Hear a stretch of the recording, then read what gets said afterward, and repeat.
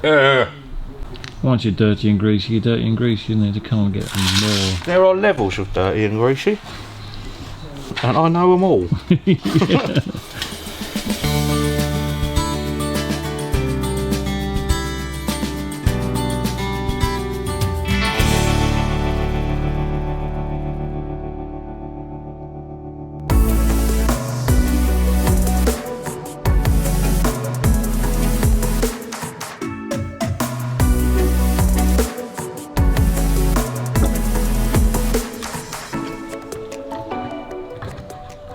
What does a stub axle do? Basically, it's this piece here that on the other side. See that? And the pointy bit I've got holding in the vice is the end of that. That's what does that. But they're completely worn out. So you have what you call a new kingpin set. The kingpin bushes, which is what I just put in. And you have to then ream them out to fit that. That's the new kingpin. So you ream it out so that fits that. Okay. And that goes down through there. And that's your pivot. Pivot's on that. This is called adjustable reamer. So those flutes, as you undo that one, do that one up, they become wider. See those flutes? They're tapered. Yeah. Yeah? So, in that groove where that flute sits, see it's shallow there? Yeah. And deep there. Okay. So that fits in there. I'll get it in, there you go. And as you undo that one and do that one up, it makes that expand. Okay. Because that's the exact taper that's on it, so it keeps those parallel all the way around. Okay. So as you wind it that way, it expands that out that way. And you can just get it to where you want it. So that's starting to rub. Tighten it up a bit more. And that's starting to cut then. Lock that one off. So all the flutes are even.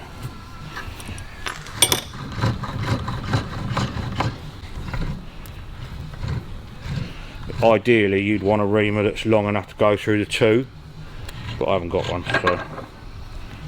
And that kind of just bores a hole even. Yeah, it just throughout. makes the hole bigger. So you've got to go quite a way yet, that won't even go in the bush, you know.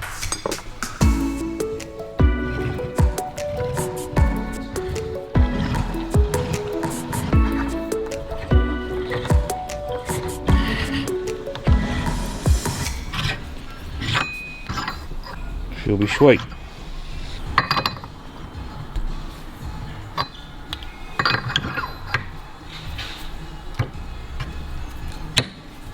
How tight should that be?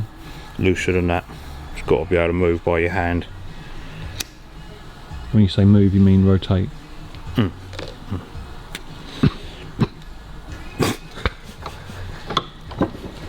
So glad I gave up. Shit.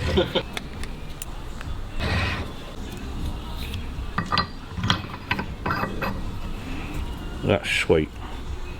No play in it. So it rotates, but there's no play. That's exactly how you want it. And you get your old one, I know it came out that way, just to make sure that your taper here is in the middle, which it is. You always put it in with the slot at the top. Okay. The lock pin goes through that hole there, look. So that bangs in there, but you have to line it up with that. So that goes in there. And you see that taper on there? So that goes in there. You can then rotate it with your slot so that you know that that is going exactly in the right place. And then you smack it in there with a big hammer. And that locks that up so that your pin isn't moving, yeah? Your pin's locked into your upright, and then where we just reamed that, then that rotates on that, which is why you need it freely moving. Okay. Your road wheel sits on there, yeah? So all the weight of the car is on that bottom piece there. Yeah. So if you just had metal to metal, it'd just grind it out. You've got a bearing in there, see that bottom bit turns, look? Yeah. So that sits on there, and on there, So all the weight of the car is on the bearing. But you get little shim washers, so what we'll do is drop it all together now and see if it needs shimming up. There, you little shim washers, look.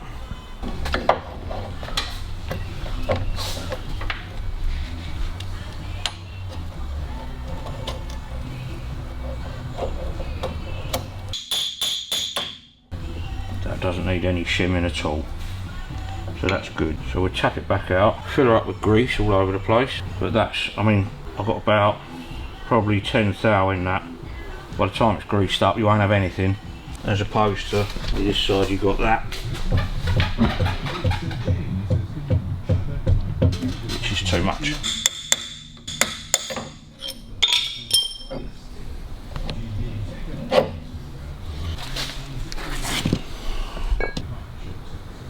You don't want to go mad with greasing it, because you've got a grease nipple in the top. You just pump it full of grease. Okay. Once it's all together.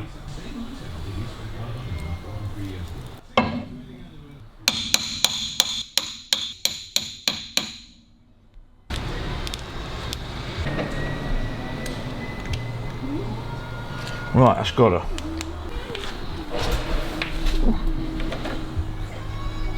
So you know that's on its taper and it's started, yeah, 'cause it's gone that far in, otherwise it just wouldn't go that far in. Yeah. Give that a wallop. Right, that's it. See, now that's locked in, you've got no play at all in that. Yeah. Which is what you want. That's your lock cap. Give it a good smack in the middle, and that stops that coming out.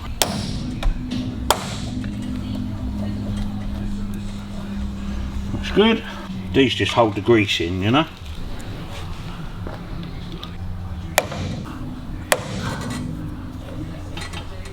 That's good. I managed to take the whole thing apart with the brake drum and brakes all assembled still. So I haven't got to strip those down, they just go and slide straight on. This makes life an awful lot easier. You've got the two with the split pins go on the bottom steering arm, because that holds the other side of it on. One's slightly longer than the other, which is that one. But your top ones are just normal bolts. So obviously if your steering comes undone, you're screwed. Well, I've got that tangled up there, let's see. So it's spring loaded, so you've got to loosen that.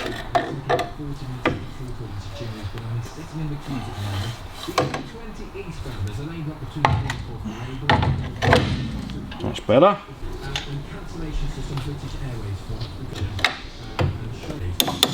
So they're the non-carcellated ones with a spring washer. Is this the same setup in any car? Any old vehicle like this with drum brakes, yeah, it's all pretty similar, yeah.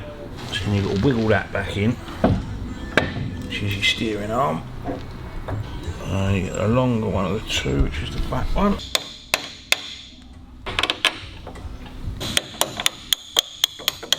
So that's that lot through. This piece goes on, which is a dust shield to stop all the road dust getting in. Sits on there, 4 little screws.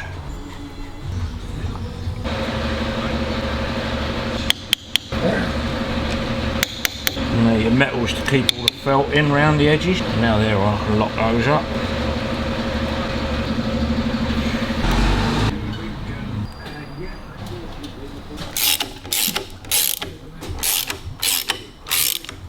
Like those, you've got to put split pins through them. You want to try and keep the hole upright.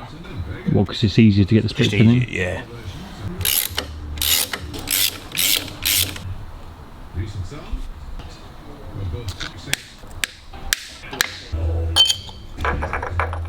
Right, so that's the cone for your inner wheel bearing. Those bearings, big bearings there that sit on it. Okay. That's your cup to hold the outside of that, and that's your oil seal there. Stops it when you grease the hub. It stops it coming out. Your outer wheel bearing. Tab washer. Nut.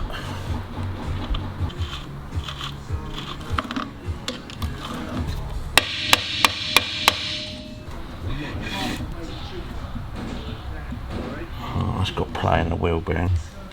Where's that come from there? That's tapered, that outer bearing's tapered. Yeah. So as you tighten that up, it draws the taper in, Okay. tightens the wheel bearing.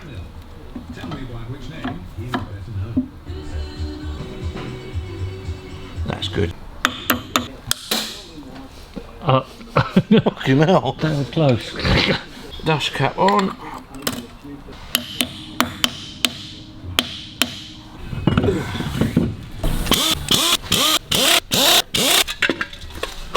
Now I've got to do the same the other side.